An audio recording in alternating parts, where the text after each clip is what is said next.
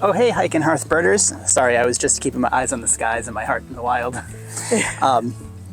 Welcome to Raft Scallion.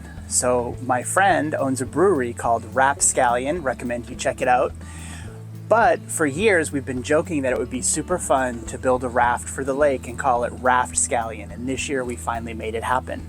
So check out my platform here. All right, so the main deck of Raft Scallion is an 8x12 platform with deck boards, posts to hold the railings. All the deck boards and railings are 5/4 pressure treated decking boards.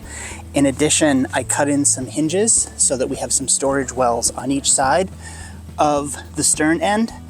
And inside the storage well on this side, it holds our battery for the electric trolling motor. And on the other side, we have a similar storage well that has some tools, rope, the cover for the bimini, and I've been keeping some swimming fins in there too.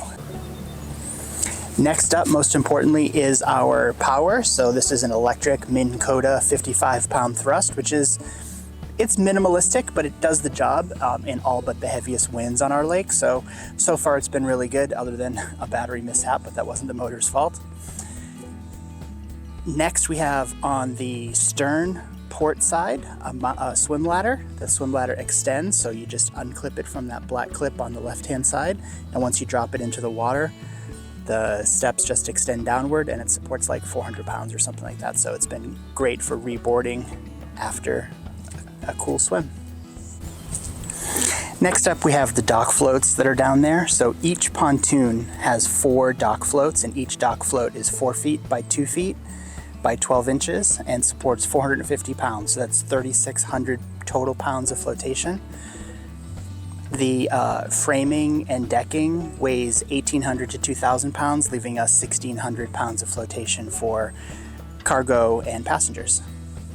The other thing that's great about this deck is it's so flexible for different configurations. So it supports birding equipment like a tripod with my camera, supports having some space for a GoPro to stand. We'll probably add some clips to be able to attach it as well when we're underway.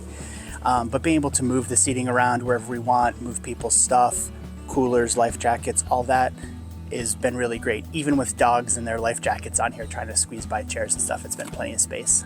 So it's really nice to be able to just park ourselves in a quiet space like this. You can see all the mud flats out there. And on our right-hand side, we've got some trees on the shoreline with some dead snags. These dead snags are great for green herons, great blue herons, sometimes ospreys and hawks, kingfishers, eastern kingbirds. And today there's been lots of tree swallows and barn swallows because their babies are out of the nest and are getting fed. You don't often see them land on branches too much, but at this time of year, you do when they're feeding babies, which is really great. And being able to have the camera set up on the tripod and ready to go, so as soon as I zero in on something, it gives me a nice stable platform. It's been really handy. I look forward to new photography opportunities coming from this.